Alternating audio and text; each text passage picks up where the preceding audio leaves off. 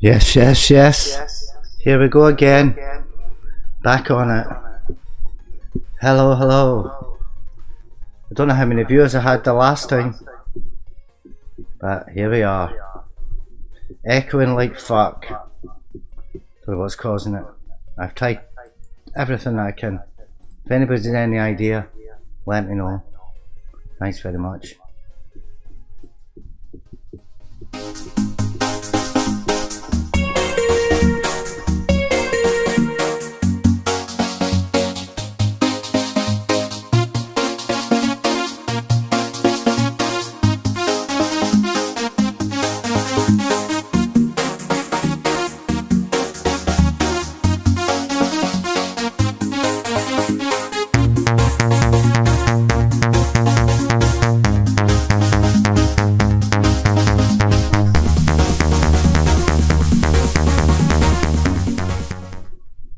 Coming to you live, 20th of the 6th, 2020. We've all survived. We're here. We're alive. This is great. Let's go and do this. Here we fucking go. So, the teaching of the serpent. So seemingly, you have Atum emerging from the darkness of the primal waters, the noon Heliopolis cosmologies. So this is coming from chaos, the ultimate chaos, before there was anything. Before anything existed, there was a cosmic spirit called Sito, son of Earth, or Irutu, creator of Earth.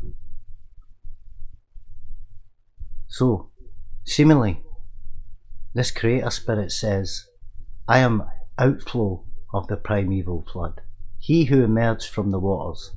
I am the provider of attributes, serpent, with its many coils. I am the scribe of the divine book, which says what has been and affects what is yet to be. So, this is bollocks. This is what they're telling you. Come out of the primeval water. Reptilians, serpents, multiplicity. It's Ka, the serpent, is therefore a symbol of creation. The belief that the universe is a variety based on commands and it's a design of the conscious mind, extended everywhere according to what has come into existence as the one I alone knew, the indwelling soul, the most potent of gods. I bet around myself, self-created recursion, encircled the coils, the DNA.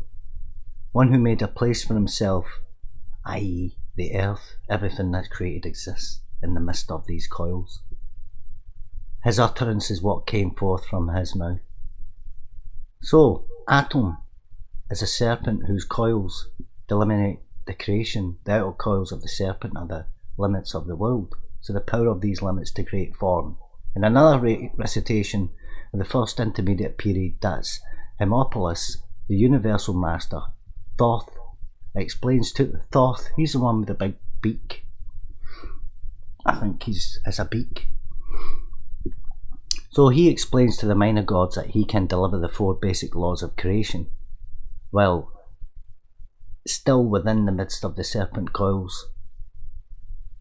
So the serpent utters the creative word. So that's telling you these are the laws of what can be made or what is to be made.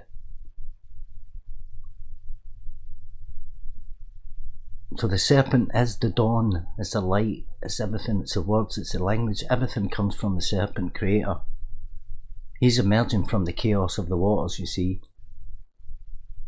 And in the end, he returns from the water to being a life form, i.e. human, and then goes back to being a serpent again. That's the whole principle, the destruction and chaos, is to create an eternal conflict within the waters of life. So, in a way, to conquer the serpent in yourself, you can only emerge from the primordial state. You leave the serpent behind, in the void, in the darkness. Leave it to its own chaos. Let it have its fight with the sun.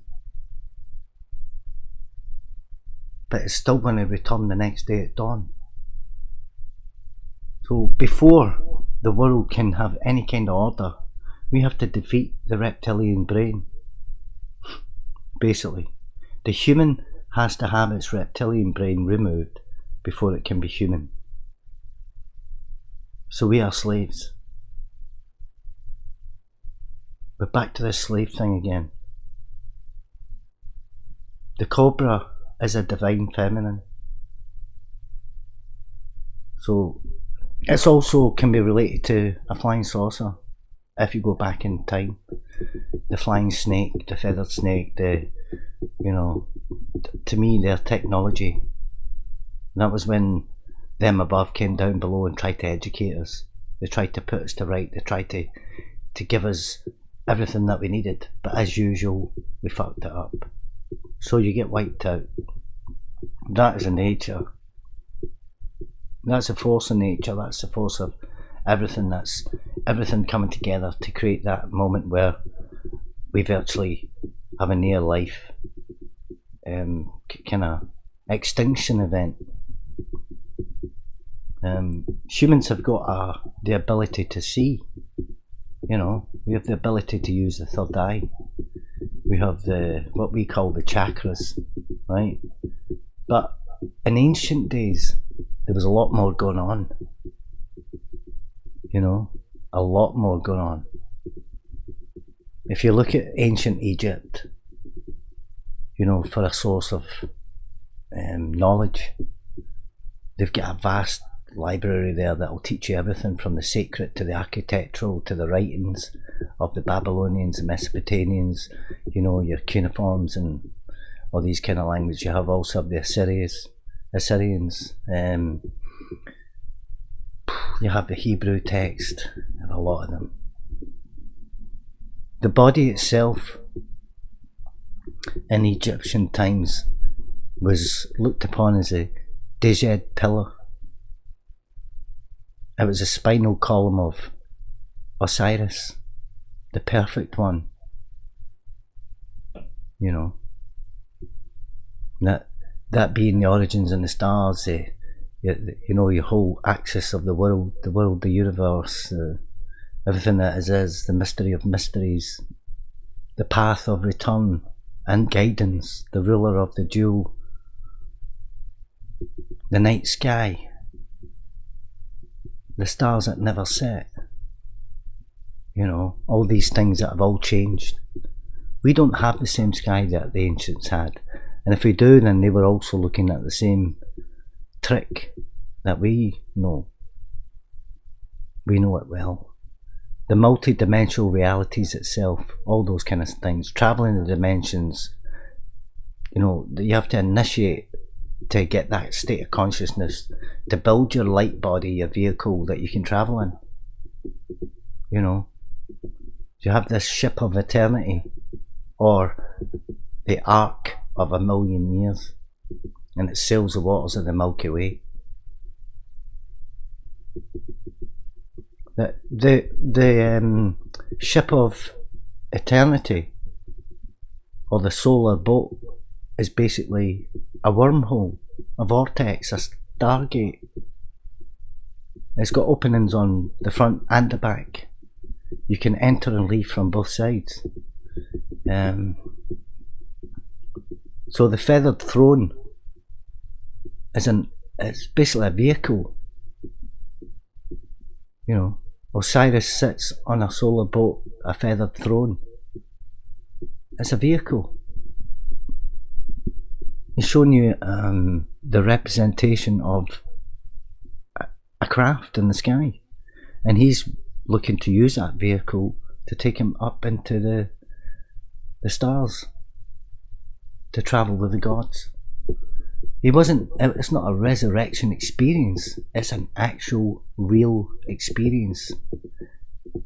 The ancient Egyptians were dealing with vortexes, time tunnels, whatever you want to call them. They were also dealing with massive craft. You know, these craft came through these portholes, probably frightened them. Now, the Egyptians didn't build the pyramids, they were already there. A completely different society built them, civilization, maybe even type of life. So we know this as the chakras. Yeah, the Djed pillar. We know that as the chakras. There are 9 chakras in total, and that's the number of energies in the body. So you have your upper body is the higher chakras. You know, they're the ultimate ones, but you have to build up. You always have to have a foundation to everything. You have to have a base point, you see. So these chakras of energy they control everything around about you. They basically allow you to live, because you are a being. You're an an essential being. You're a light being. You've probably got more energy in you than what an atomic bomb or a hydrogen bomb would have. There's a lot of power in a human being. So we can step forward into this and think that these Egyptian characters were very, very switched on. Extremely switched on. They were on a very different level to us. I think this was part of their life, you know. You have the gatekeepers, Isis and Nephthys, sorry. So why would you call somebody a gatekeeper? Why would you go to all the trouble of creating those names if there was no gate to keep? You could suggest, oh, it's a very spiritual thing. Well, okay, they were very clever then. You know, because they're connecting transcendent realities together and creating a whole one. You know, your microcosmic access is being created here.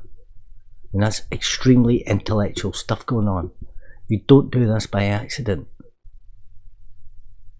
You know, they're creating energy, actual spiritual or physical energy in a way that we could never ever think about. You know, everything to them is a light source. Everything.